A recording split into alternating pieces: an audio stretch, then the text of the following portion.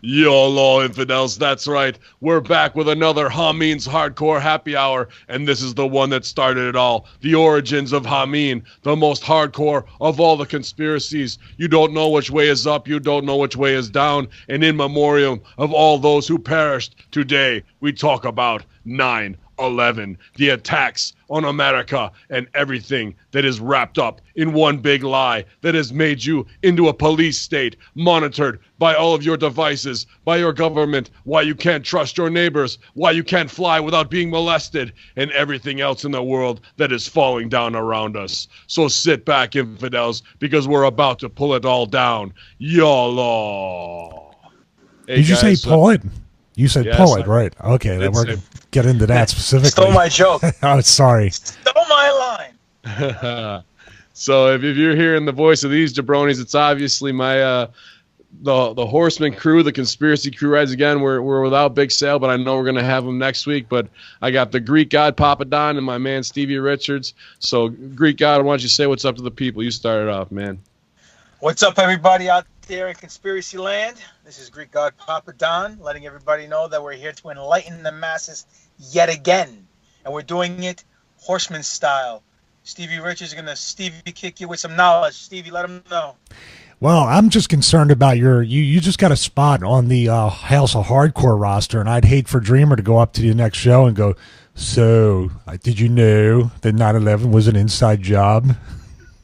It's the worst Dreamer. I gotta make the one eye close more for people watching the video and do Dreamer's face.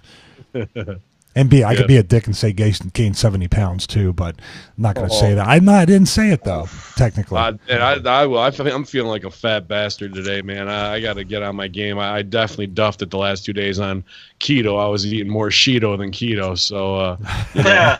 I need you guys to stay on me this week, man, because I gotta be looking good now that the kid's a champ and Dynasty Pro Wrestling Tag Team Champion, HackerHamin, Assad King. Yes, that's right. Donald Trump got gold, and so did HackerHamin. Got it right back. Could you explain that picture, by the way? And it looked like, if people don't know what we're talking about, that strange, I call it the Dungeon of Doom picture because it's been photoshopped all over the wrestling world. What in the world? What are they doing with that crystal ball? What the hell is that? Oh man, I mean that's straight Wizard of Oz, like whatever that is, some Saturnalia. I'm not sure what the glowing orb really is or what it represents, but I almost thought, like, is this what we're talking about? Maybe they're the ones that stooged off to the Simpsons that he was going to be president, and now they're just looking 20 years in the future. Maybe that is the actual lens that shows the future of what's going to happen, because that was a strange thing, but somebody did a great job, and I posted it a couple places, WrestleZone discussion group and online, and they did Photoshop the Dungeon of Doom in the background with those guys there, man. One of the best laughs I've had today for sure. So I've never seen a picture like that in the history of anything, I think, especially politics and this kind of diplomacy, supposed diplomacy. What in the world? Like the chiaroscuro lighting, it was meant to look to drive the conspiracy crowd nuts, right? Like, what are you expecting to get out of that with no explanation whatsoever? Did you see that, Papa Don? Oh, you posted. Yeah, you of course reposted I saw it. Yeah. I posted it because Ben sent the picture to me on Messenger, and I reposted it. But I mean the Dungeon of Doom one anyway. But the original one, it was weird. It looked like some kind of indication that they're taking over the universe, some He-Man Masters of the Universe type stuff. I don't know. But, or they could just be trolling everybody in the world. It's a physical troll. It wasn't done on Twitter. It was done via photo. Who knows? But usually the Saudis' idea of trolling people is actually murdering them. So it's yeah. I mean, but, if you're taking the trip to Mecca, I mean, to walk around that big black onyx square, that's just Saturnalia as well. What's going on there. It's a piece of meteor that fell out of the sky, and obviously they believe blessed by Muhammad, and thousands and thousands of people make that trip to Mecca every year to do a couple laps around that daddy, and really it's, got very little to do with Islamic religion. I think at the end of the day, it's a lot bigger than that, and this felt like another piece of that. Some type of space, demonic worship, and why they would put that out there with no explanation is just insane. And speaking of, the big onyx square in Mecca, Did you guys get a chance to look at that D-Wave computer video I sent to you today by any chance?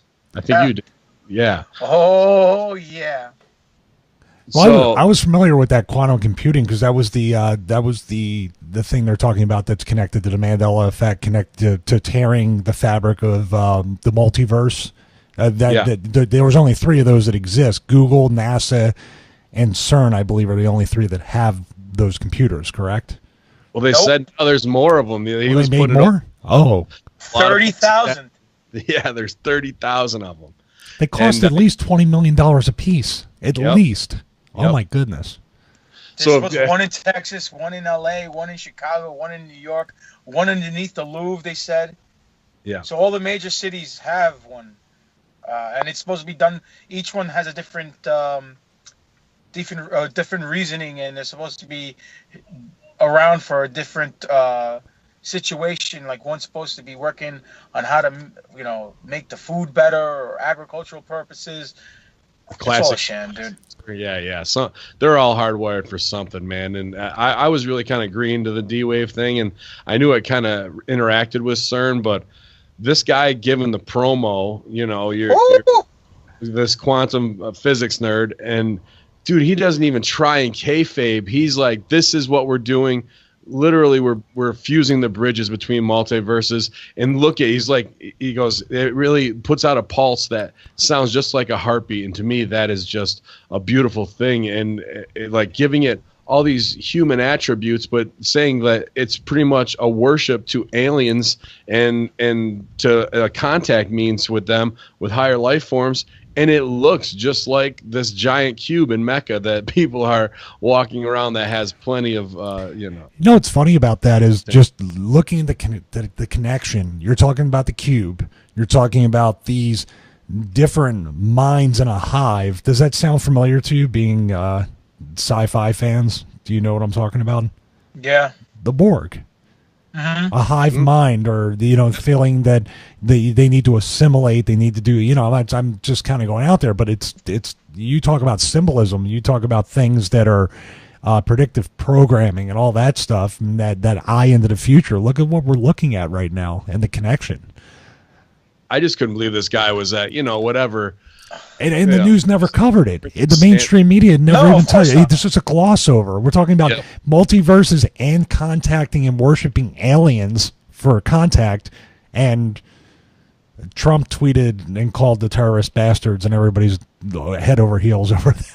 Right. We have a terrorist attack right now, if you're listening to this retroactively, at an Ariana Grande concert where, a lot of young teen kids. So it's that shock value of how can we get to the next level of a Sandy Hook. And obviously conspiracy theories are flying, whether it's a false flag to take heat off of, I know Kim.com was on last night about to expose the Clintons once again for the Seth killing there, possibly, and his family told him to step down, and people are like, Fox News redacted, so why are you guys even talking about this? Like, these people of power are obviously flexing all types of muscle from the deep state, so it's not that the cases are solved. To me, like, I'm never going to put Fox News over because of what they said, and I'm going to retract my statement. These are the same people who I watched in real time about what we're talking today push the entire narrative of 9/11 in real time and get it wrong, and that's where the first 48, you can go back and watch that footage. I remember an hour had gone by, then the first plane had hit. I threw in a VHS tape, and I got the second one like 3 minutes before it hit there. So, whether that was some CGI footage I have on VHS upstairs, now I just got to find a VCR to play it on. But, that to get all that 6 hours of what was going on and the madness of it in that moment, in that day, it's still there. So when it comes to Fox News, who led us into wars in Iraq and Afghanistan as part of the Clinton-Cheney war machine, they can get fucking bent, because I'm not putting over anything that they got to say. Show's over.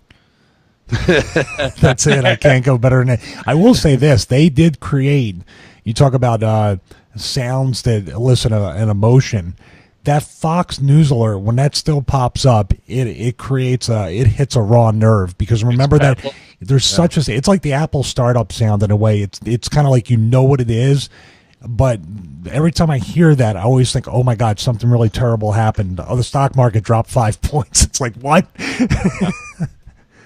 It is Pavlovian conditioning at its finest, man, and that's where it all started. Like, we had 24-hour news cycle before that, but once we get into the color codes and making it as simple as that, of now you're aware of a color and be afraid because we're at red, and no, now we're at orange or whatever. Like, it's just the ridiculousness of it all is all their fault. From the anthrax attacks to bio attacks and all these graphics that they had pre-produced. Like, if you're not a deconstruction media maven like we are, then you're not gonna. It's just gonna come at you in real time, and you'll be affected. But these are people who are having to spend hours on graphics, and they just come out of nowhere. No, these stories are manufactured. Yeah. So when it comes to all this whirlwind of where we are today with a terrorist attack, but we're back here with them looking at something in the future, man. And really, how can we even go on? Like, well, first of all, let me stop. I want to say congratulations to Stevie for getting your realtor license, man. We're real proud of you. But at the same, congratulations. Thank you. For sure. I know. Now we're going to talk about buildings coming down from demolition. Well, I'm saying, good segue. Is how can we even live our lives and be into that? Like, I'm definitely proud of you, bro. You worked hard. But like, if they are looking in the future and changing multiverses, like, what is any existence that we are trying to do on a day-to-day even matter at this point anymore? Yeah, you know what? It's a bunch of different things. I think that way too. I think about you get so far down in the rabbit hole. We all work out. We all train. We try to eat right. We can just as easily say, why should I bother working out? Why should I bother eating right? I'm gonna die anyway at their hands because they're creating all the. You can talk yourself in and out of everything, or you can just try to. My whole reason for getting it was the same reason as training people with personal training and doing all this stuff with Stevie Richards Fitness, was just to help people, to inform people, to educate people, much like what we're doing here. There's across the board, from the time I wake up to the time I go to sleep, I try to learn something new, and I also try to pass along something to someone else that they can learn, hopefully. So, what's funny is, and I appreciate that, and it's scary as hell, by the way. Change is always scary. Trying new things is scary, especially at 45. But, that's something I've always...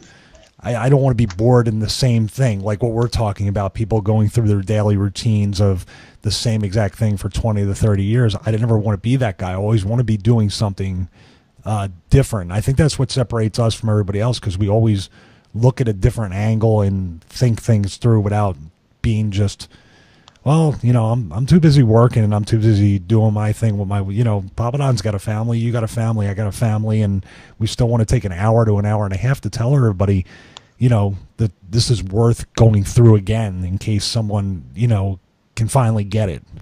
Well, that's really because our families don't want to hear our bullshit anymore. No, that's true. You see, I'm at. There's nobody back here. We're all three. He's in a car. He was thrown out of the house. Yeah, he can't even stay in the house anymore and talk this stuff, man. But not to belittle your accomplishment, but bigger picture, man. Like, it's hard as fuck to even wrap my head around it when we're talking Mandela effect, which I want to thank all our listeners. Got some excellent feedback and really made us want to do more of these shows, because there's a lot of you who didn't even know what the Mandela effect was, and we're losing it afterwards and doing your own research. So bravo to you guys. But it's time to take a trip back 16 years, coming up on 17 years here.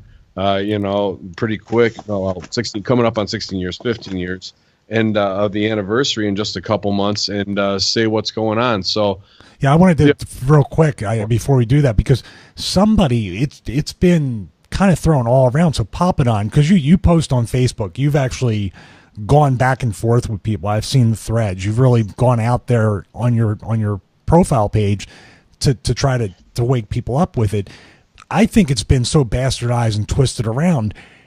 We want people to know what the actual story, the actual government story of what happened on 9/11 and how everything, came to be. Sorry, I took over as host for a second. No, go ahead. But it's your deal, Papa Don. I got to just commend you for, like, putting yourself out there, and people are fucking literally trying to marginalize you in the comments, and you're not backing down. You're like, no, there's no way, because I'll tell you why. This whole scenario is very near and dear to my heart, because I was down there. I didn't see it on TV. I experienced it. I was working down on Wall Street at the time, in 40 Wall, the Trump building, which is right around the corner from the World Trade Center, and I literally saw the second plane go in the building. I was only maybe 1,000 or 2,000 feet away from airspace wise, building to building, because we were on I think the 19th floor or something like that. I forgot what floor I was on, but I was looking at the TV and I said, hey, I wonder what delay is from real time to TV. Is that a work or is it, obviously I was a wrestler at the time. Actually, no, I was. And I said, is that a work or is it real? So I look over my shoulder out of the window in my office, and I saw the plane go in the building, and it blew up right in front of my face. I will never ever forget that picture till the day that I die. I actually saw the individual windows on the plane. That's how close I was. And when I saw the explosion, I was like, holy shit. And I ran out of the building. And as soon as I was out of the building, 1 foot out the door, there was news. We're closing all subways. We're closing all bridges. You guys can't leave the island of Manhattan. So we were waiting around, and I didn't know what the hell to do. Realized there was a payphone on the corner, and I said, all right, cell phones weren't working. So because of the tower going down into the Trade Center. So I went to go use the payphone. There was a line, right? So I'm waiting online, and like a scene out of a movie, and I shit you not, it's my turn to use the phone. I have the quarter halfway in the slot, and my peripheral vision being good, as it is because of being in the ring and always knowing where you are in the ring, I see 1 million people just running down Wall Street. I have the quarter in one hand, the receiver in the other, and I said to myself, 1 million people can't be wrong. So I just dropped the phone and just grabbed my book and just ran down Wall Street all the way down to the water, to the dock, and at the end of the block. And I just looked over, and I'm like, there's a guy covered in soot, construction worker. I'm like, what happened? He's like, the buildings fell. And I was like, holy shit. And this guy was like basically coughing up his lungs, choking on debris. Had a Snapple. I'm like, here, brother, here, take it. He guzzled down the Snapple, cleared his throat. And, luckily I hopped on a ferry and took the ferry out to Long Island and took a cab home. So it holds very near and dear to my heart, because I was there. And knowing that, hell, maybe maybe in a different universe I didn't survive. Who knows? Or maybe if things really got bad, I would have been stuck in, if it would have happened. But fact of the matter is, it's not something I just saw on TV and like to hop on the bandwagon to sound cool. It was something that I personally experienced, and it was the scariest day in my life. I mean, my wife was 9 months pregnant with my oldest child at the time, and me thinking, while I'm down at Wall Street, hey, I'm going to be a dad, and I may never see my kid. I didn't know if I was having a boy or a girl at the time. Some scary stuff to take in. So that's why I get really emotional and very personal with the situation because of my connection with it. And to all the people out there, I want you guys to realize a couple things. I mean, trying to say that the government killed everybody is not the full story, and automatically people label us with the conspiracy theory, saying, oh, you guys are just nuts and kooks, and our government would never do that. And the bottom line is this, and I know you guys believe this, the narrative story that was told to us by the government, by the media, is a farce. There is no way in God's green earth that 19 hijackers with box cutters took hold of 3 planes and crashed them into the Pentagon and into the World Trade Towers. There's no way that this was an orchestrated plan, controlled demolition, because those buildings, I mean, they were proven by 2,000, I believe, 2,500 architectures and engineers that those planes were built, and there's no way they should have collapsed the way they did if a plane hit them. Now, I'm not an architect, and I'm not an engineer by any means, but someone who has a degree in engineering, someone who's an architect, basically get together, and you have 2,500 people saying, no way. There's no way to say that this thing was exactly what it was. There's just too many red flags pointing to a different story that should come to light. And unfortunately, it's not, because a lot of people automatically think you're crazy. But how crazy does it sound that we are the largest, most dominant superpower in the world, with the toughest military? We spend so much money on defense, and yet we got taken out by 19 guys with box cutters. They were able to take down $1 trillion defense system with the simplest of ease. That sounds like a real bad movie. You know, I mean, it sounds like the Ewoks taking out the Empire. You know what I'm saying? Yeah. I mean, it does. But realistically, that story sounds more of a conspiracy theory than what. And it's funny that people automatically stick their nose up in the air and tell you to go jump in a river, because you basically say, hey, A, B, and C just doesn't add up. But we have X, Y, and Z over here telling us something different, and that does add up. And everyone basically tells you, no way, man, you're nuts. You're nuts. You're nuts. And we'll go through, obviously, the red flags in our session here. But, I mean, that's why I hold this near and dear to my heart, you know? And when people say to me, oh, no, you're crazy, there's really two things that I say to them that starts the conversation. One is Building 7, that many people don't even know about. And then two is... Oh. Two is they cut him. Hey, Pop, hold on, Pop. You're cutting out a little bit. Megatron. You know, when he comes back with number 2, I just wanted to say real quick. People may not know. Oh, there. Good. I was just going to say real quick that the reason why people dispel this so much, guys, is because of fear and ignorance in a way. Not as a put down, but if they don't know something, they're afraid, and people don't want to think that, man, what I've been told is a lie, and I may not know the whole story, and then you have to do the work to research. It's a lot of work to do this. It's a lot of work to keep up with this. It's very exhausting, and it's not something that I think any of the three of us or Sal or anybody has really volunteered to do and said, I'm looking forward to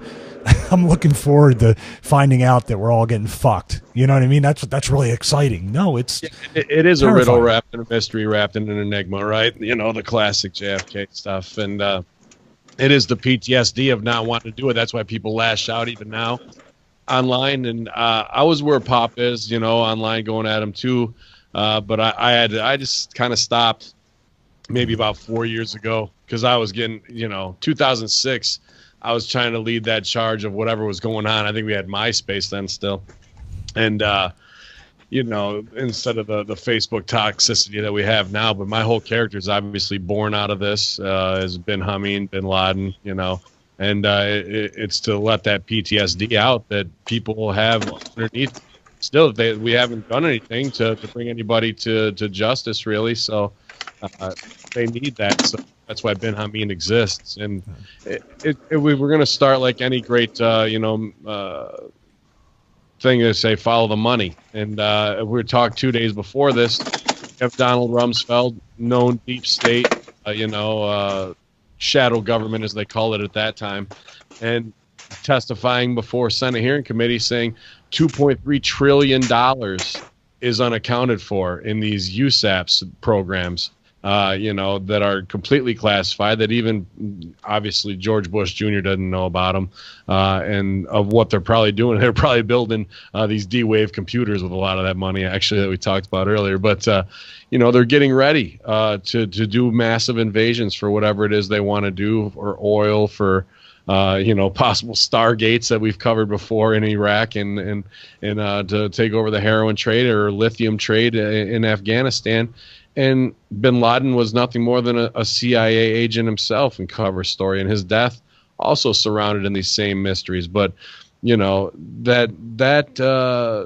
stooging off like it's nothing, that money's missing, and later Condoleezza Rice, when she had to testify, saying that Bush was warned in August of this, just like laying these small groundwork pieces, and they do it so nonchalantly so they can get away with it, to say, oh yeah, we told you about that. and then everything, happens on a Tuesday morning, and people are losing their minds because they can't believe of what they are seeing. So I think another thing, Pop, is you were leaving, a ground zero. Those people run up the streets. I go to the guys on the ground as well there. How many testimonies are there online right now of firemen and whatnot saying there's bombs going off? They hear audible explosions, So just that alone, forget about the people who are involved in the shadow government, deep state, trying to kayfabe and push it off like it's nothing. Here's the people who lost half the people in their fire company, who were expendable lives to these people, as just a pawn and a plaything, saying these are going off, and we can't even listen to those, but we can have yellow ribbons and goddamn refrigerator magnets on our minivans to make ourselves feel better. But you wouldn't take that testimony and investigate it to the nth degree, and no heat on them because they've been through a lot. But why aren't they down there constantly just railing on these people, on every politician, to say you're not going any one step further until this gets resolved? He had number 2 as well. That's when you cut off. You had there. What's your second? Sorry about that. We're just trying to figure out. Papa Don,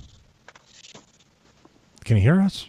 Well, that's a good question. Yeah, I hear you. You hear me? Oh, I can hear you now. Yeah. You cut out when you were going to give your second point of after World Trade Center 7, and then you said your second one.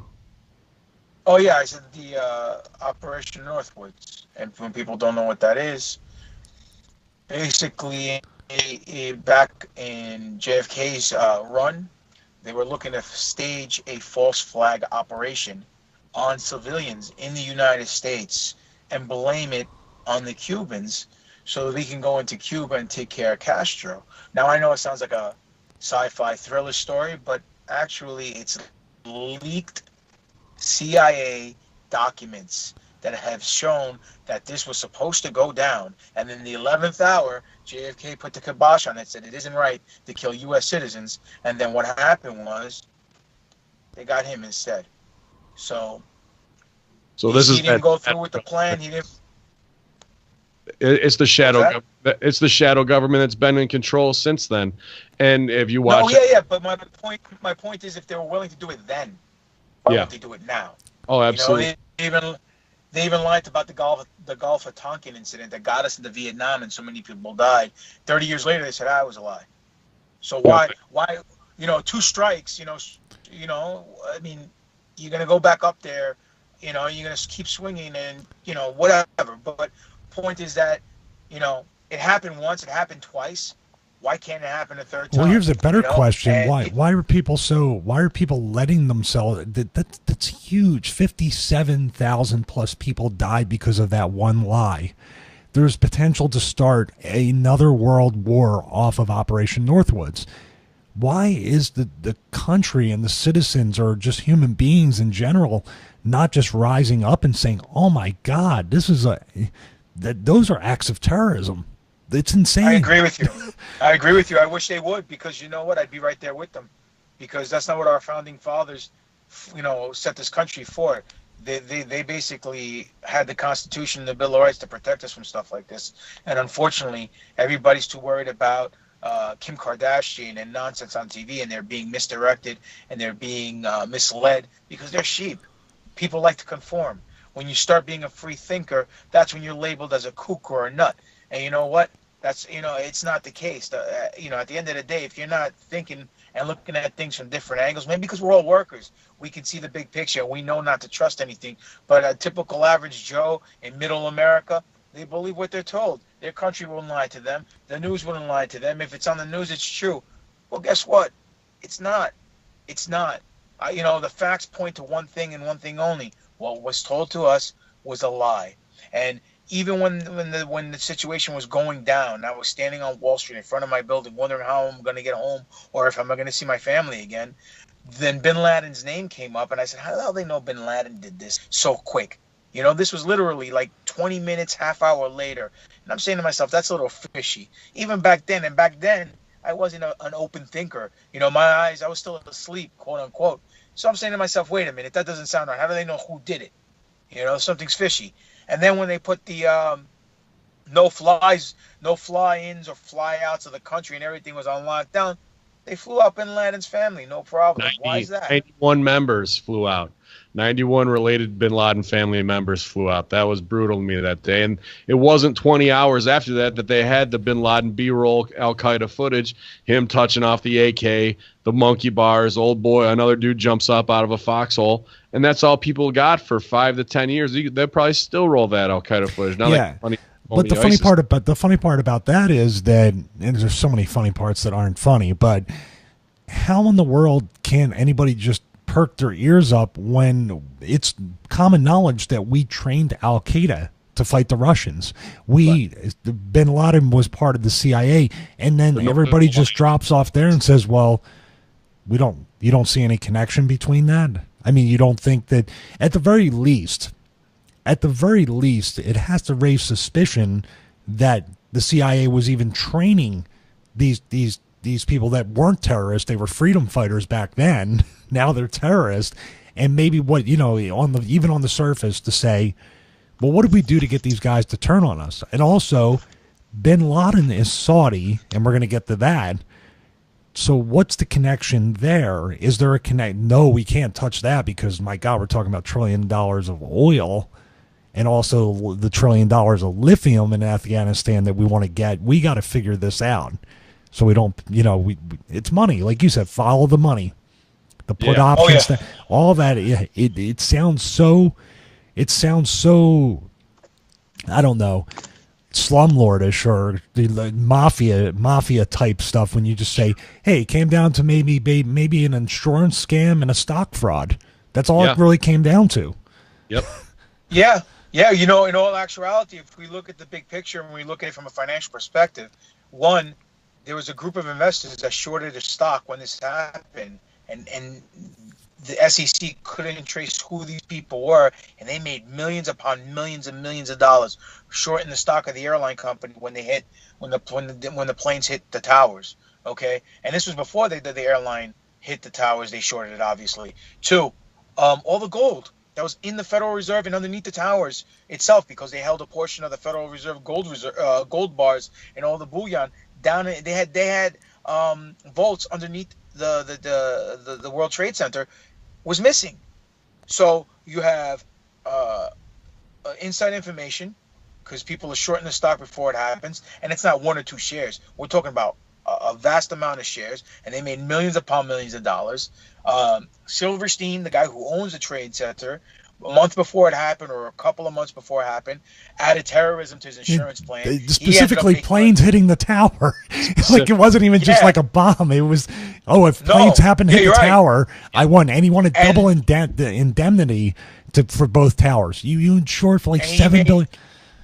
Oh my God. Yeah. He made billions of dollars. Gold goes missing. They recovered a couple of $100 million. That gold stuff is right out of Die Hard 4 in New York City. Yeah. Right? Where they boost.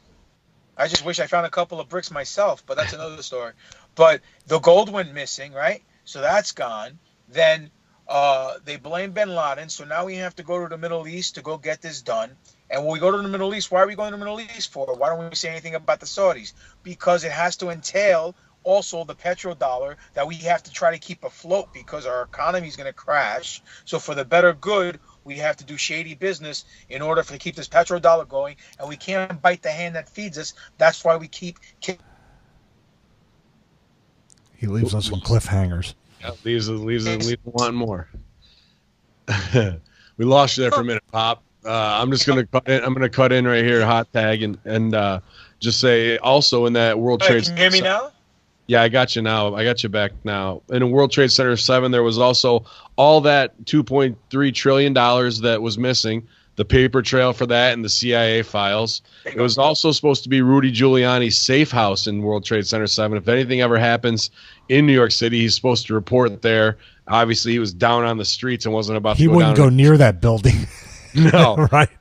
And then the other part is, what was it, Enron, all their files? The Enron case, every case, especially the Enron energy scandal, which basically all over the Southwest and the West Coast and maybe beyond that.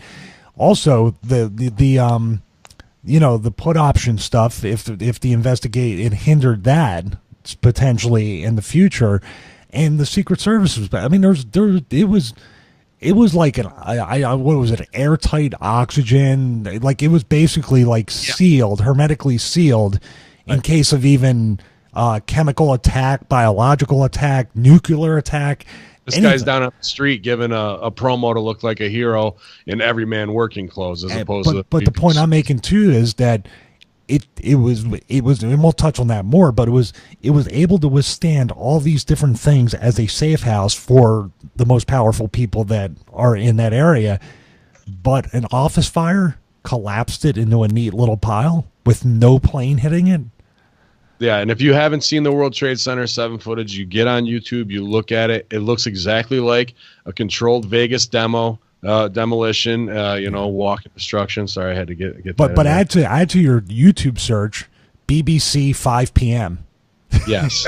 You beat me to it, Stevie. So there's a BBC reporter who's saying that World Trade Center 7 has collapsed 20 minutes before it actually goes down, and so we have. It's actually in the background over our shoulder. Yeah, it's in the background. So this was actually taken to the movie JFK, which we're all fans of as well, where Mr. X is talking about Operation Northwoods and how you actually put a false flag together.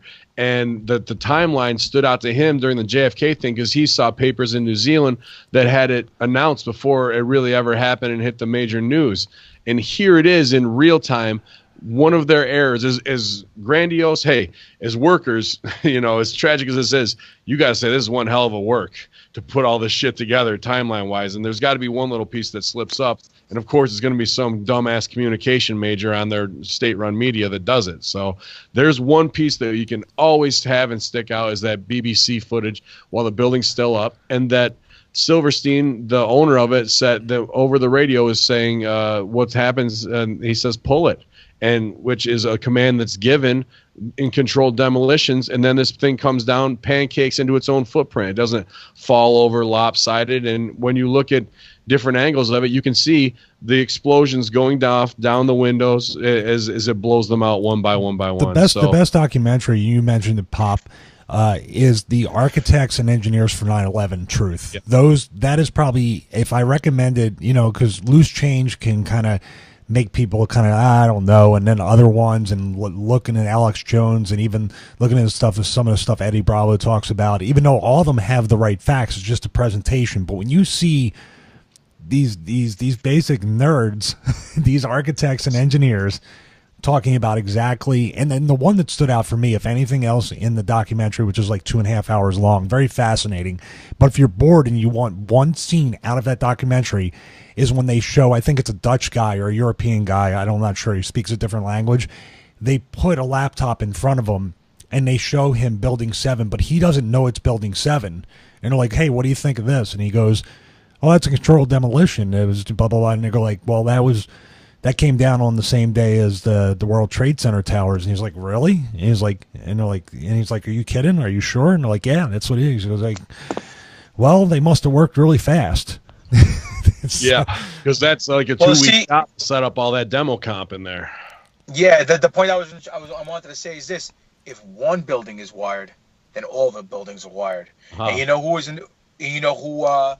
was the head of security? Well, you guys know, but the people listen to this. The person that was in charge of the security for the World Trade Center was Bush's brother, and supposedly people were seeing people coming in and out of the buildings a month and a half before, doing work, but no one knew what it was for. So they could have been lacing the building with these thermite explosives, and boom, there you go. You know, do you know that a very small unknown elevator company got one of the biggest contracts for the elevators in all the World Trade Center towers, and they went out of business the day after 9/11. I did. Yeah. Do you know about it? Here's the other one is the you know what else? Austrian art students that turned out to be Israeli art students. Are you guys aware of this part of it as well? The celebrating people? The people who were celebrating? No, that's the people across. So on the 91st floor of World Trade Center 1, years before, it was designated as an art space. And like 9 months before that, these Israeli art students, at first they were called Austrian, but it turns out they're Israeli, moved into there. And the whole place is covered in boxes. Like they covered the walls in boxes, and they ended up taking out a window out of a skyscraper, mind you. You know, it's not like, you know, something in your house, you know, that you can pop the box frame out of. And they scraped all the putty out. They took it out. And they built like a little balcony, and they had harness gear to get out there on the outside of the World Trade Center to fasten this balcony. Now that got taken out, but really this is a test of the harness gear. And then people have done deconstructions. You can check this out on Reddit. Check out Israeli art students, World Trade Center, Israeli art students, 9/11, whatever you want. And people zoomed in on these boxes, and I think the code was BB19, and they did a trace back, and those are actual fuse detonators for demolition. Yep. Wow, I never heard of that. Yep. Wow. Yeah. Oh yeah. And also in the ceiling, they took out all of the ceiling panels, so all of the you know, it was all exposed, so they could check out the rafters and whatnot. Now those harnesses that they would have used to get on the outside would be exactly what they want for elevator shafts to lower themselves down and keep setting up demo comp that way. And I'm talking boxes upon boxes of this stuff, Stevie. Now, what is an art installation project that were supposed to be Austrians, but are probably Israeli Mossad? So we have Saudis, Israeli Mossad agents, CIA, Operation Northwoods, all intertwined in here without being able to put a finger on anybody, and none of them have been named. It's all we go to Bin Laden, Afghanistan, Taliban, Al-Qaeda, Saddam, and, you know, what we really need to do off of this. So that's a really not well known about part, that Israeli art student project, but the Redditors did an incredible job at tracking these boxes off the Photoshop, because they fucked up by putting a picture of themselves up there to like act like it was just really their cover story. But again, and also I have heard that of, you know, people coming in late night, the cleaning crews that were just kind of let go through. And there's no way, once we get down to the scientific level and people say nanothermite, and we've seen the beams melting, and jet fuel can't melt steel. Also and the cuts, the angled cuts in the beams. Right. Yeah. So all of these demos had to be comped there. And really to take down all three of those buildings probably is 9 months worth of demo work. You know, what's funny is, just real quick. Go ahead. I'm sorry. The government could have been, or whoever's behind this could have been really smart and ahead of it if they just said Al-Qaeda actually planted the bombs and brought the towers down, rather than they could have said they didn't even need the planes. You see what I mean? Like, they could have, I'm not saying that's how you do it, but like, they were like, well, they're going to find residue, they're going to find all this stuff. We should just say they were in the buildings and they ended up sacrificing themselves and they were gone. You know, I think you need that big movie visual for the state-run media. You need that it's a distraction spot, right? It's a jump up. Well, what's going on in the ring in there? The manager's up there doing it. That's the plane spot. But they were on the 91st floor. Planes hit on the 93rd. And when you watch that first tower collapse, it mushrooms out right there where the plane hit, right? The smoke should never go above the collapse, and it was way above. It was like in out. It was shooting out 200, 300, 400 feet. You know, beams that are 1,000 pounds are being javelined right into the. I mean, Papadon, you could have. I mean, one of those things could have killed you. They were flying all over the place. It was really just incredibly crazy. Being down there and seeing all these people, just the way everything was falling, and people being infected and getting hit, and people jumping and killing themselves. It was, man. It was the most gruesome thing I've ever been a part of, witnessed, and I've seen some really bad things, but this takes the cake. And, you know, not for nothing, you know, we're talking about the Mossad and all this, and how about those dancing Israeli people dancing on the rooftop, documenting this like they knew it was supposed to happen, and they got arrested, and they got let go, and they got deported back to Israel. This is what went down. Backstage politics, backstage voting meeting. U.S., the Israelis, they sat back down there. They end up in the Saudis, and the Saudis said, "Listen, let's get rid of all the Palestinians, because that's what we're arguing with. That's what Israel's arguing with. So this way, everyone gets something, and everybody's happy." But no one knows what the U.S. wants. What the U.S. wants was to go into the Middle East, secure their base there with their military bases, take all the opium, go into the heroin's on the rise after all this went down. Right here in the States, that's the new drug that all the kids in the high school are doing. They're snorting it, they're shooting it, they're smoking it, right? Go in there, take the oil, and keep the petrodollar afloat, because our fiat currency is about to crash. and make sure that if we buddy rub elbows with the guys who are producing the oil and they have our backs and our petrodollar will be the only thing that people are going to take to buy oil. And every time someone tries to come off the petrodollar, case in point, Saddam Hussein wanted euros, boom, he got taken out. He's no longer part of the unit. Oh, the guy Gaddafi down in Africa, he wanted to do his own dinar currency backed by gold and not take petrodollars. Boom, he's out as well. So that's the end of that. So everyone has an iron in the fire and a reasoning what happened. It all comes down to money and self-gain and self-worth. The Israelis want the U.S. to take out their enemy because the enemy of money is not my friend.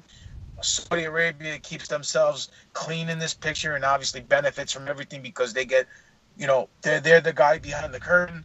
The Palestinians get taken out. Unfortunately, U.S. gets in there, get what they need, they get out, fuck everybody like we always do. And that's that. And we have to keep our economy afloat. And unfortunately, 3,000 people died because of it, and it's not right. And it's not right. Let's not forget that. Let's not forget that over 1 million Iraqis died too. Well, that too. Listen, man. At the end of the day, it doesn't matter if you're from Iraq, from the United States, from Italy, from Greece, from France, from Australia, from Asia, from Japan. We're all people. And in my opinion, we're all God's people. I know you guys are atheists or whatever, but I'm not an atheist. You love me. I thought you said you will be soon. Oh my God! Not quite there yet. Okay, but what I'm saying is, at the end of the day, it's all bullshit. It's all a work within a work. People are working each other for money, and money's the biggest work there is. So at the end of the day, everyone's acting like a freaking mark. And people are losing their lives, and situations all over the world are occurring because of people just acting like marks. And unfortunately, you named all those countries. You named all those countries, but really, that's a work too, because it is an elitist cabal of super elite rich in the real NWO. Shout out Bischoff on that. I still don't believe that that wasn't planted as predictive programming, but. That they want to act like it's countries muscling up and, the coalition of the willing or the Axis powers or wherever they want to paint it, man. And there's no way you're going to get Israelis, Saudis, and the American military industrial complex together. It's those leaders who just said, yeah, this is, what they're talking about in Gotham on TV right now is the city needs to be cleansed of all this shit. So exactly, Court of Owls. Well, look, two things I want to say before I forget because of my old age and because I've been hit in the head too many times by Stevie kicks. Number one, we have these planes. They came into New York, obviously no-fly zone. How come they weren't taken out, people will say. Well, I find it very strange that coincidentally, quote-unquote, the VP, Cheney, was running a drill at the same time of planes hitting buildings the same time this was going down, and the people didn't know what was a drill and what was real, and when they asked Cheney, he said, stick to the drill. So that's why no F-16 fighter bomb jets came and tried to stop the situation or shoot them down, okay? That's the first thing. Second thing is, no plane hit the Pentagon, because there was no debris, there was no parts, there was no bodies anywhere, and no plane went down in Pennsylvania. That's all a work. Because in Pennsylvania, when the plane landed or crashed, there was no debris at all. And last time I checked, even when a plane goes down in the middle of the ocean, a flight goes missing, they'll find a wing here, an engine there, a cockpit here, and the black box always survives.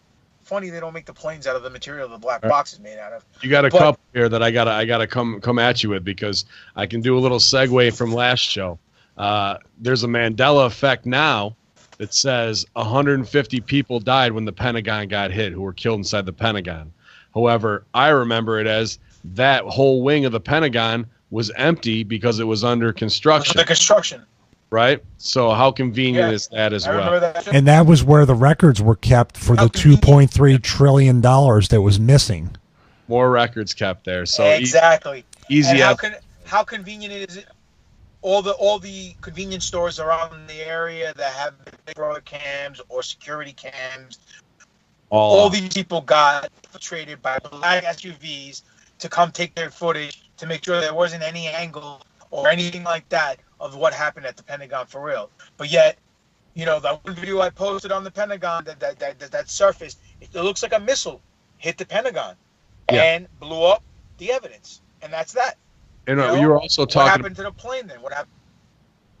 You were also talking kind of like the diary of a false flag, which is also a big part of this. Usually when anything like a Boston bombing or a Sandy Hook goes on, there's almost always a drill beforehand, whether it's an active shooter or something big tragedy-wise going down within like a 50-mile radius, where they're almost practicing for that exact scenario within 2 days to 3 weeks beforehand. Oh, you're talking about FEMA being in town the night before for a drill? Yeah. In New York City. And it's funny, the coincidence. See, if we told a police department, if they came to us and say something happened in the show, and we were all there and all this stuff, whatever it might be, and yet we string together even just 2 coincidences, not just these are like a dozen of just of serendipity. Just all this stuff happens to be. No cop in the world who isn't, kind of quieted down and told to be quiet would ever accept this story, given the evidence or lack thereof of that evidence. I'd like to say this too. I don't know, like with whatever hit the Pentagon, say for the sake of the story, the plane hit the Pentagon, yet these people that work there, or the security people or whoever it was, are not concerned with seeing if people are alive or dead, medical attention, all that stuff, or people on the plane or in the buildings. But they're going to the Citgo or the gas station to confiscate a tape within 4 minutes of it happening. They're spread out to get all the tapes from all the surrounding hotels, gas stations, and everything. That's incredibly just. Why would your priorities aren't straight unless there's something you're trying not to let people see? And there is a protocol to all of that. Exactly. Then the other part too is that really sticks out to me that's just like come on. You're really going to go that far with the work within 24 hours, maybe it was 48, they found fucking Mohammed Atta, his passport on the street in the dust and rubble. Was it next to the engine that was the wrong plane engine that was on the street? I don't know how close it was. That's right.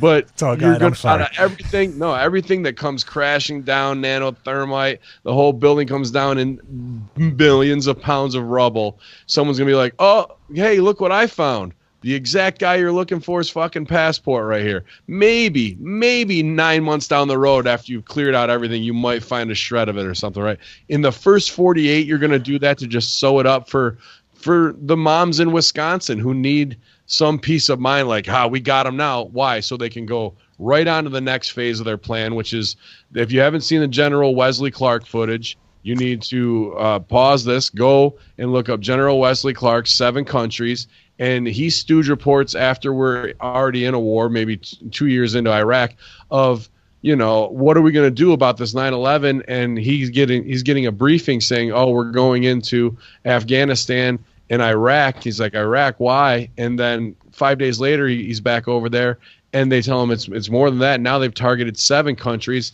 and of those 7 countries, we've now been into 6 of them. We've overthrown Libya, and we're obviously doing our dirt in Syria, Afghanistan. Our bases are in Pakistan, Iraq, and Iran is on the list as well, and Saudi Arabia too.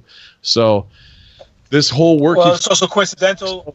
It's also coincidental. Sorry to cut you off there, Ben. Go ahead. It's also coincidental. Those 7 countries that you just mentioned, none of them had central banks that are owned by the Rothschilds or the elite. Now they do. Very coincidental. Back then they didn't. Now they do. Okay. And what else? Now the only three places now that don't have a bank by the Rothschilds or the elite is what was it? Russia, China, and what was the third country? Iran. Very familiar that these are the same countries that we're having dilemmas with right now. Everybody else, Libya, Pakistan, they didn't have it. Iraq didn't have it. Now they do. And this now new they're bigger bomber, than they were. This new bomber from the Ariana Grande concert, of Libyan descent, and they've been back many times since Gaddafi's been deposed. And Gaddafi even said that, hey, if you overthrow me, just like Saddam said it, you're gonna have jihadis in here, and it's gonna be a hornet's nest of it. Yeah. And all that stupid bitch's face, we saw, he died, and laughing about it, you know what I mean? And that's Hillary Clinton, and you can look that up too. And these are the people who want to try and act like they're empowering women and they're just doing the whole entire work.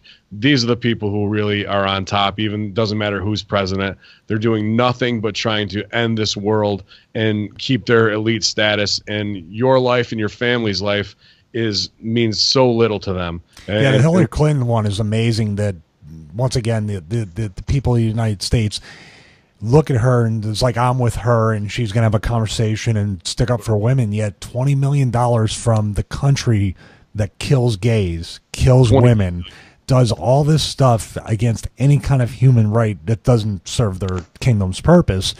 And that's the number one donor for her election.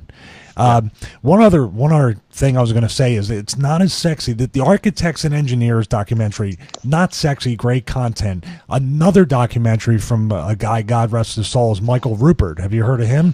Truth and Lies of 9/11. He connects the financial dots with all this stuff. And if you're saying, why Syria, why Libya, why Pakistan, Afghanistan, they want to build a pipeline. So it's not just $1 trillion of lithium, but this is an oil pipeline that they've been trying to build, and PNAC put it in their manifesto as well about the Project for New American Century. It sounds so, like I said, it sounds so much like a slumlord. It sounds so much like what a local mafia will do, but it really comes down to a racketeering, loan sharking. What else? Just money. Just the love and the desire and the poison of money that these guys are all driven by, and women. So it's amazing. It's disgusting. And to go touch base on the passport scenario, it's just a refabrication or a reboot of that magic bullet theory that we had with JFK. You know, they find the bullet lying next to the guy, went through 30 different holes, and the bullet's untouched, unscathed. Same thing with the passport. I mean, come on. A passport's not going to burn, but steel is. Dude, I washed my passport one time and it got destroyed. What about those the alleged 19 hijackers? Some of them are still alive. Yes. That supposedly were on the plane. That's the weirdest thing of them all. How are they still alive? You know what I'm saying? It's not like it's the NASA astronauts that faked their death. Oh, that's something else. But point is, they just took 19 pictures of certain people and said, here are your hijackers. Here's the list. I had it up, so we're kind of a hive mind right now. I had this up like 5 minutes ago, so I'm like, well, I wonder if those guys are still. American Airlines Flight 11, 3 of the hijackers still alive. 175, 1 is still alive, confirmed, by the way, and they have a map where they're kind of living. A couple of them are airline pilots still over in the Middle East. 1 from Flight 77, Flight 93, 2 are still alive. The one that supposedly dipped down and the let's roll. Crazy, isn't it? Like, that's a lot of hijackers to mess up their names. It's almost like they already had their names. They already had the names set up to put in the. Yeah. It's the John Smith of CIA guy, right? It's you can pick those names out and put any Arab guy you want in there to make it fit your scenario. That's like from the A-Team. Everybody was Agent Ryan or something like that, right? Yeah. The A-Team movie. Yeah. Well, let me ask you these guys. We've all traveled before, whether it's personal or for wrestling, for business, whatever. We've all been on planes and we get no service on our phones. How the hell are people calling from their cell phones to their loved ones to tell you? In 2001, that makes no sense. The technology wasn't even close to what we have now. Oh, forget about it. And they even tested this with technology today. And it's on YouTube. You can find videos of people trying to use cell phones at 11,000 feet or 10,000 feet, or I forget how many thousands of feet they were up in the air. And guess what? They didn't work. So that makes no sense either. So there's another conspiracy theory right there. I mean, because people are saying, okay, one, it was holographic planes that went into the towers. I saw it. It was real planes. Whether it was the actual planes that the people were on or just military issue planes that looked like 747 planes. That I can't confirm. They could have been painted up like, you know, the airliners and flown into the building. I didn't see people in the windows because I wasn't that close, but I did see individual windows on the plane that went into the building. So that I can attest, they weren't holograms. Well, there's a lot of people. Yeah, I was going to say. Oh, we're cutting you off at number 2 again. I'm sorry. Go ahead. Do your number 2. Number 2, I was going to. Thank you. Number 2, if the plane hit the Pentagon, how come there's not a silhouette of a plane as in the Pentagon? Why was it a circle? There was a silhouette in the plane in the towers. When the plane hit the towers, you saw the window, you saw everything. It looked like a plane just flew into a building. How come when it flew into another building, it was a lot lower? Have you seen the missile that was painted to look like a United Airlines jet? I have not. Yeah, you can find that. It's you know, probably. I'm just guesstimating here, 20 to 30 foot, you know, heavy missile rocket that would be deployed off of something big, but it's all great. It's got a fuselage painted on it, the tail, and it's even got the stripe down the side, man, to look like that. And I believe that that's probably the answer of what went down at the Pentagon that day. Very strange too. That now here's the theory that it was brought. Good. No, go ahead, Stevie. No, I was going to say that speaking of missiles, it's very strange too. I remember watching. There was a guy who hosted some show called The Power Hour. I forget his name exactly. He was one of the first documentaries I saw on 9/11, and they broke it down, the CNN footage. And this is something that I don't know if you could actually see with how fast it happened for you popping on, but remember they showed the plane and they showed the belly of the plane, and it looked like there was a bulge or something underneath the plane that looked like equipment.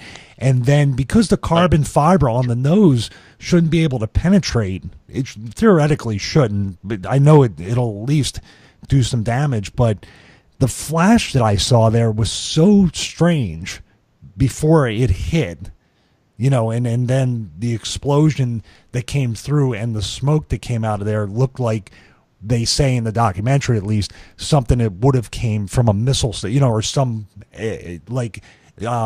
ordnance hitting the thing, because it blew right through.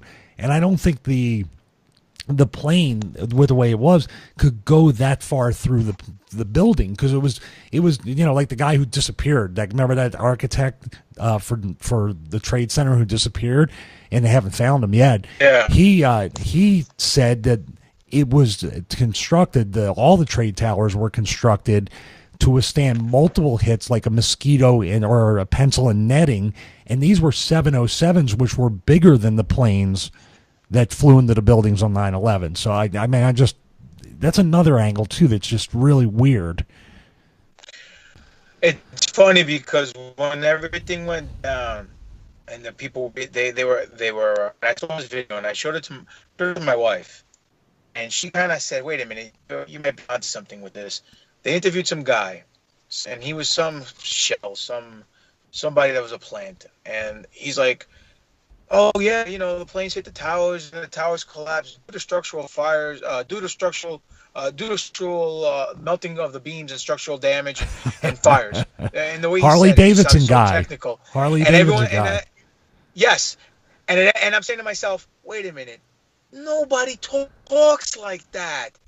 The only guy I ever heard talk like that was the guy with the D-Wave computer saying that we're jumping into versus style and stealing resources, building a shrine to an alien god and all this stuff. And it makes you say, no one looks like that, dude. Nobody in their right mind seeing what they saw. No one's going to sit there and go, oh, the buildings went down to fire and structural damage. What are you, a freaking engineer? Of course not. And then coincidentally, there was a guy over his shoulder dressed in black, his handler from the CIA, you know, that they pointed out. So come on, man. All like just being right. Just kicker. We had 6'4". We're losing your. You're going digital. He's at 11,000 feet. Yeah. We'll cut him. Right. I'm my heat in. Yeah, we lost you there, Pop, for a minute.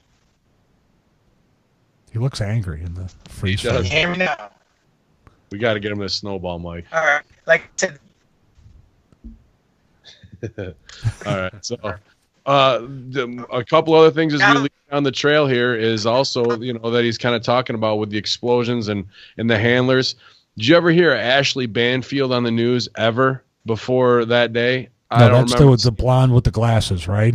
She ran the whole show that day, right? I believe she was kicked right out of CIA headquarters and had to be trained and ready to be. You couldn't just step up as a reporter who's been a no-name, and you're also an American cutie-looking chick, and have all this ready to go and spin it out as the ring announcer at this point, right? I got to believe she had the whole thing multiple times conditioned, scripted, so it seemed natural. And she was calm. She wasn't having reactions to, like that. If you're a human watching this in the news, you're not. I don't care how big of a pro you are. You're going to have more emotional reaction than what she had, where she just spit it out in the timeline as things went on that way.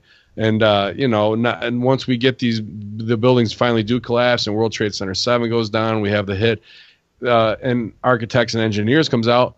The nanothermite in what it takes to melt steel and actually change the physical properties, that's tested and proven and shown, as opposed to the 9/11 report. And then all of these steel beams and girders are taken to Jersey, and then what do they do with them? They box them up on crates and they ship them to China. All of the debris is gone. You clean up the crime scene forensically, and nothing it can be investigated within the 10 years after, because they knew the narrative was going to start falling apart once the PTSD started to subside. So it's the game moves, it's the chess moves of what they do that further reinforce how dirty and just outrageous this whole work was. And I hate to even say I respect them by any means, but as a worker, it's awe-inspiring of the lengths they went to have everything cleaned up, and how they can keep NYPD and New York Fire Department and Jersey guys under wraps even now from not coming out to literally get down there and start blasting them with a fire hose as soon as they walk out of City Hall or wherever they're at, man. And the amount of the veterans that have come back and know the truth after that. I've got plenty of friends that are like that, and family as well. So I don't know. I almost got to tip my hat to them. Now, the other part I wanted to say is after they were doing body recovery and then all that, how about the ceremony where they all come in the memorial ceremony and form a huge eye around on Ground Zero? We talked about the recent satanic ceremonies that have gone on, Cabal one, when they were dedicating, what was that, Stevie? The tunnel there. Oh, the Gothard Tunnel. Yeah, that was huge. Yeah. Right. So that was God. Even crazier with costumes and whatnot. But if you look at the overhead from the memorial ceremony, the way they marched them in, and there's an overhead shot, it creates a huge eye of Ra with the people there as well. So they're even then they're using that as indoctrination, and just to show the boldness of it all is incredible. And everyone's got that picture of George Bush in their mind of what he looked like down there, standing up there like some hero that we were supposed to remember, but I don't remember him that way. Well, hey, I don't remember that. That's crazy. I don't remember the eye. Wow. They do not want Papa Don on tonight, man. No. You want me to drop and call him back real quick? Pop, we're losing you, buddy. I'm not sure the phone's cutting out or if they're taking over a signal here. I don't know. I'm gonna drop you real quick, man. Stevie, you want to say? Yeah, they sure did. I'm looking at the images. I looked up 9/11 Memorial Eye, and yeah, oh my goodness, they sure did. They sure did. It's a all-seeing eye of horrors at Ground Zero during Memorial. That's what the one title is. Yeah. So do you think this whole thing? I was giving you the money angle. I was giving you just the profit angle, the insurance scam, the put options, the pipeline, the lithium, all that stuff. Do you think there's a deeper symbolic meaning? Because you're more versed in that kind of stuff, like looking at how these rituals work, or the demonic aspect, how they're very, even though it's not religious, you just mean it's just downright evil, and this is their ritual way of progressing their agenda.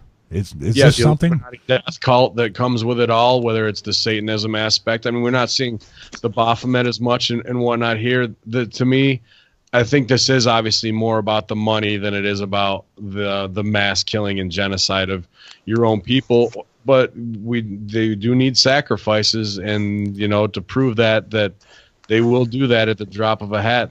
Obviously, they have done that, and then to march it in and show that I don't know, man. Like that's the after the fact boldness. I've tried to look at it beforehand and see if there was anything kind of leading up to it or what would be taken out of it. But it was just such a grandiose display. I don't think you needed anything else. There's plenty of Lord of the Rings, Eye of Sauron type of stuff that parallels that you could say with the towers and whatnot that came afterwards to get that going. What about the way it's looking now? Because I'm looking at the picture of the where the towers were, and now they got the reflection pools, I guess they call them, and they have a building, and it's just odd. It doesn't seem very symmetrical the way it's set up, and the way you would think the building would be kind of in the middle, and the towers. It just is, and then you got the new trade center kind of off to the side there. It just looks kind of strange. As above is below, I guess, is kind of where they go with that. Maybe with it just pouring into the ground like that, towards hell or what have you. But to even charge, people to go to a memorial and make they charge for that? Yes, they do now. Wow. And the whole thing, you're not allowed to ask questions. Anything of like what we're talking about today instantly be shut down and ousted out of there. So these people that they've murdered, they're just using again to further an agenda of you will be silenced, you will be subservient. And I think I'd like to kind of start to move forward on, we could sit here all day and keep on that, but we need to touch on what spun out of this, which is a couple big things: the Patriot Act, the TSA takeover, and Guantanamo Bay. Those three things are pretty mega, and that we just accepted, that we now have our own almost, I wouldn't say Auschwitz Holocaust, but an unbridled prison where we have no rules, and we went from having an upper moral hand to being full-on torturers, and also we did it in in Iraq once we were there as well at Abu Ghraib prison, and the Lindy England point at the guys' cocks as they got their heads covered and smeared in dog shit and getting every day. They even made it a Harold and Kumar Escape from Guantanamo Bay movie so we can make light of it and make it a funny thing that way. Oh, we got them.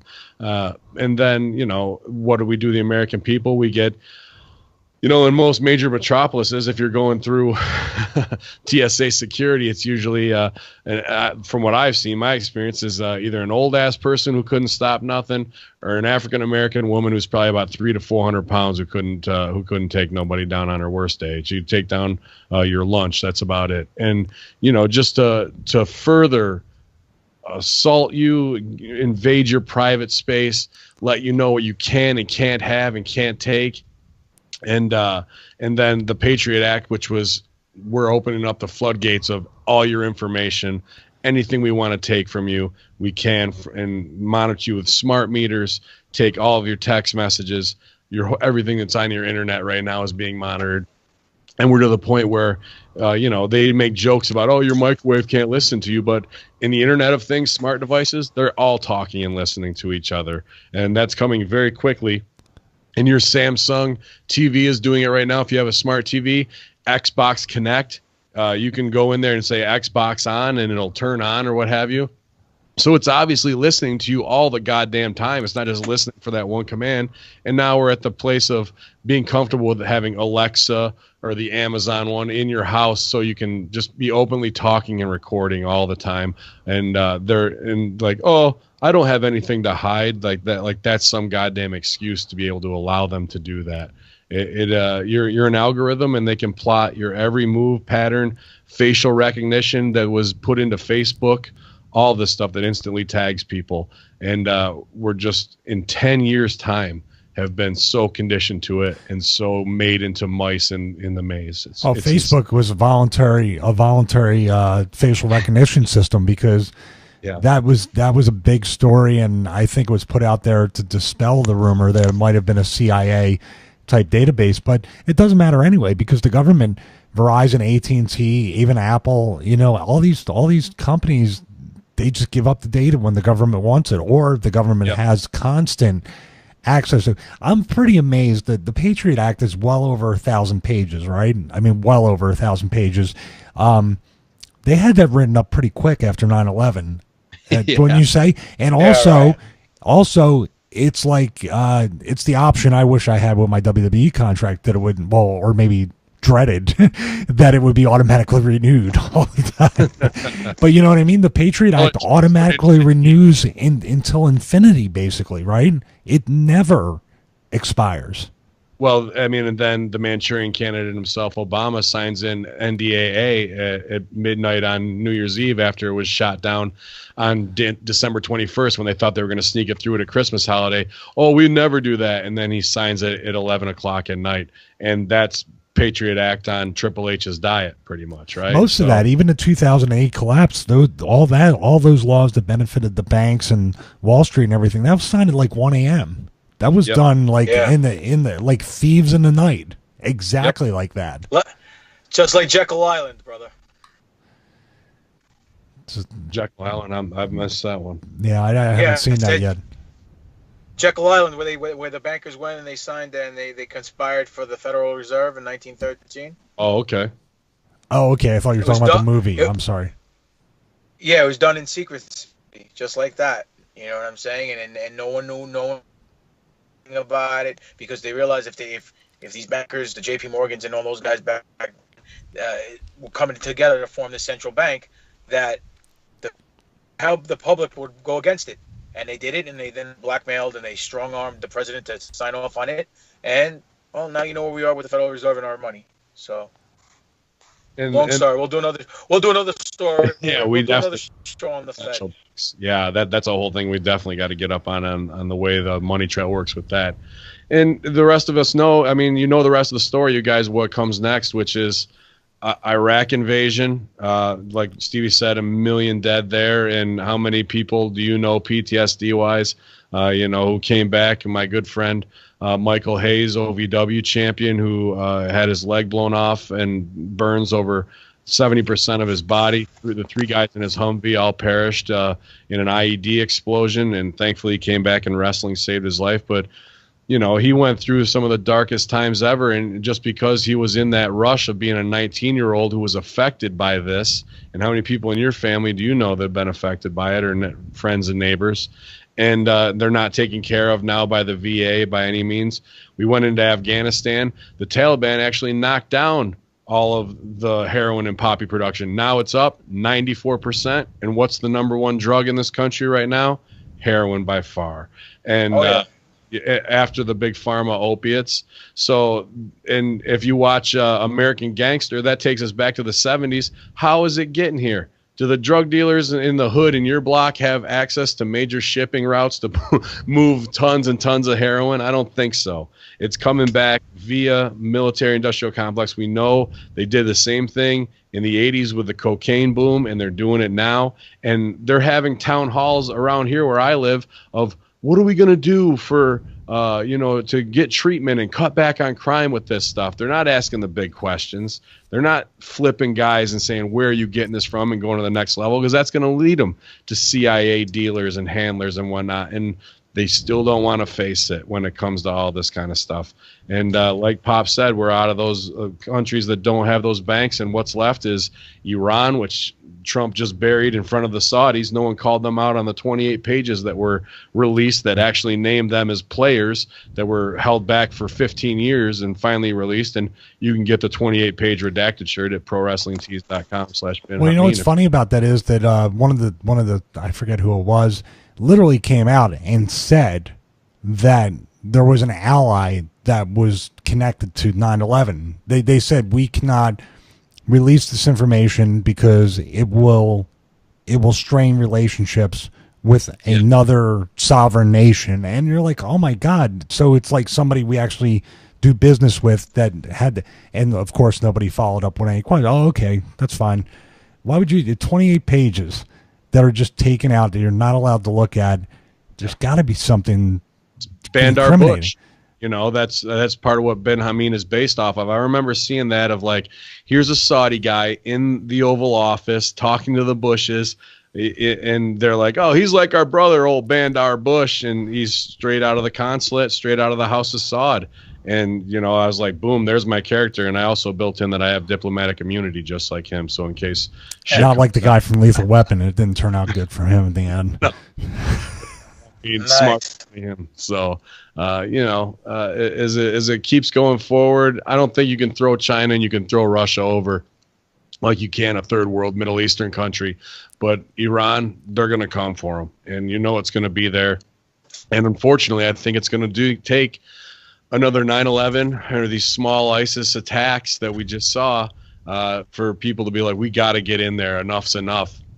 And when they start attacking teenage girls at an Ariana Grande concert, that's when mom and dads can't take it anymore, and they'll sign off on anything and give up that last. There is no rights really to give up. It's just, let's do this. You know. Well, it feels like the country is actually it's been actually the analogy is kind of like an open internment camp. The United States now, and if you look at it that way, what's funny is they tried to pull the nuclear angle with Iran before, and I'm so afraid because they tried to do it with North Korea.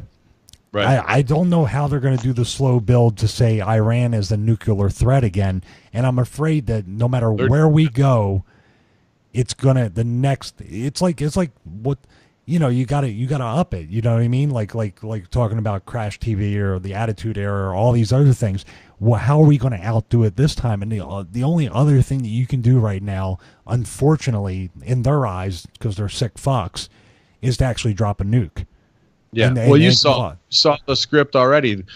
How'd we get into Iraq? We sent in inspectors. They said there wasn't anything, and they invented WMD. They just keep plugging that through the news cycle, and that's their foot in the door. And I've already seen that story in the last 2 weeks where even Trump put it out that they're already in violation of whatever sanctions we've put on them. And they're trying to get their nuke program restarted.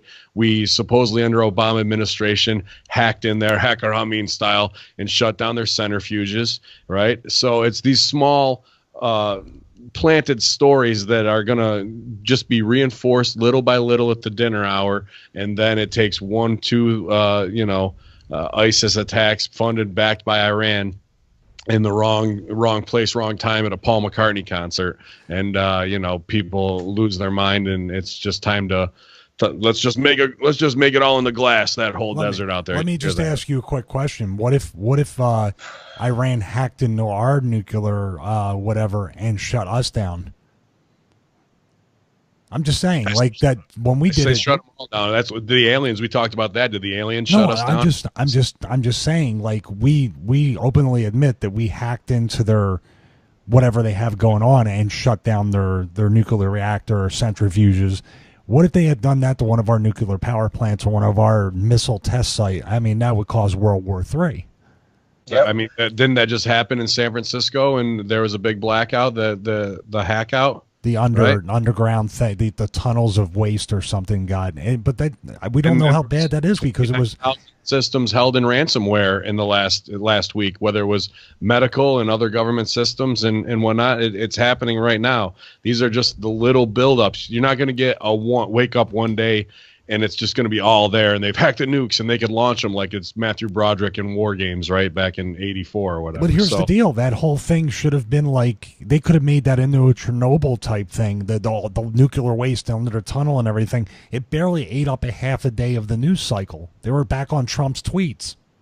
I don't even know if it's still dangerous or if it happened in the beginning. You know what I'm saying? Like, yeah, no, I think not known is absolutely the most dangerous. You're spot on with that, Stevie. But that just goes and shows and prove that you are right of how sheep they are, and what does it matter, and what NFL player who killed somebody and he murked himself in jail, or we're talking about rock stars that have passed away, instead of what really needs to go on, where these people need to be chased down, named, and exposed, because they got away with it and they're going to do it again until they are really in total control and have ruined the entire planet how they want to.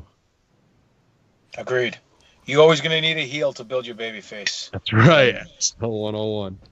You know, and we'll find a way to make him a heel. I mean, not for nothing. We never caught Bin Laden. He's either alive or he was killed a lot sooner by an airstrike.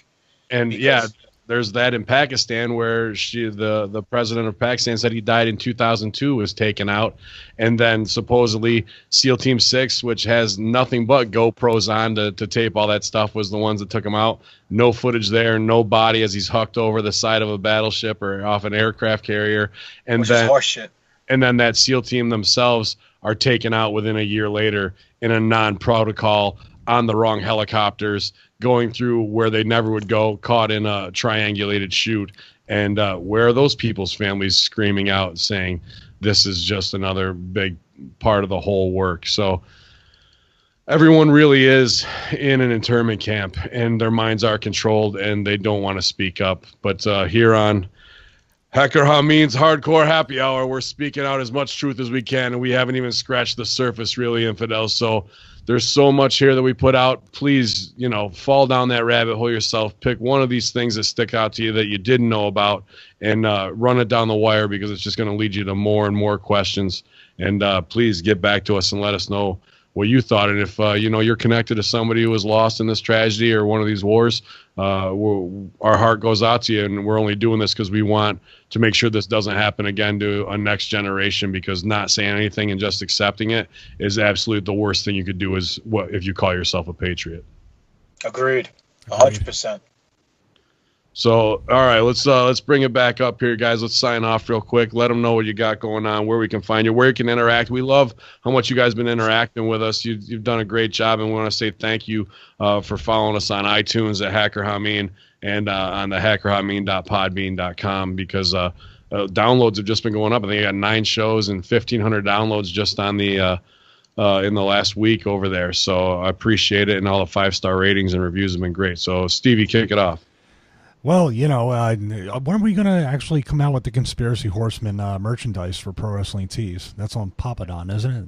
Yeah, it's on me, but I got to draw the logos. I'll do it. No, it's coming. I like that name a lot. So we got to let's see if we can get that Twitter handle and the Facebook page going. So we can get that branding. I'm off this weekend. I'm just going to get set up with real estate stuff, do that. I'm still doing my personal training, still doing the Stevie Richards Fitness on Patreon. Next show is big show, June 10th, Philadelphia. Me against Luke Hawks, Wildcat Wrestling. Will be at the ECW Arena. Papadon will be there. You're more than welcome to come down. Maybe we could do an in-person podcast. Sal's in the area. Dad, too. I'm at KDW for the tag team championships there with the Wrestling Liberation Front, because I definitely want to get down there to the ECW Arena with you guys. If not, I'll be at the Legends or whatever in Jersey earlier in the day. Okay. So if me, you, Sal, and Papadon can all get together, I'll set up one camera, we'll have the microphones, and we can go to town. Go for it. That would be good. And next week we got Big Sal back, because for those of you out there, and I actually got a email I got a tweet right while I was emailing Steve Quayle, if you know that name from the conspiracy circles, a master on giants, and we want to talk about giants. And we don't have Sal with us this week, our resident giant, so we actually have his director Tim coming on from Gen 6 Productions next week to talk about episode 3 of their series and the Holocaust of Giants. And I'm so anxious to learn more about this. I really, Andre the Giant had such a big part in probably almost all of our wrestling lives of drawing us to the business, that I think they're coming back, and some of this truth that's been kayfabed is about to come out from via the Smithsonian and whatnot. And these guys, this is what they dedicate their whole lives to, is the search for these giants. So I'm excited about that. Go ahead, Pop. Well, June 9th, I'm going to be doing double duty. You can catch me at NWA Big Apple over in Wayne, New Jersey. Then I'll shoot over to Five Borough Wrestling in Brooklyn, New York, where I get to smack the hell out of MJF, Maxwell Jacob Friedman. And at NWA, I'll be wrestling Tim Theory. The 10th, Wildcat Sports in Philly, alongside my boy right there, Stevie Richards. I'll be wrestling in a 4-way match. It's going to be myself, Steve Anthony, Black G's, and Bestia 666. So it's going to be one hell of a contest and a hell of a show. You can catch me on Facebook under Greek God Papadon or Demetrius Papadon. Twitter at Greek God Papadon. Pro Wrestling Tees / Greek God Papadon. And, make sure you support great professional wrestling and support the Conspiracy Horsemen, because we're taking time out of our day to wake all you guys up so you guys can save money on alarm clocks and get woken up with knowledge and truth by the finest gentlemen in the land. All 4 of us. Y'all on that one, and he got all his Greeks in there. I forgot to plug all my shit. What the fuck, man?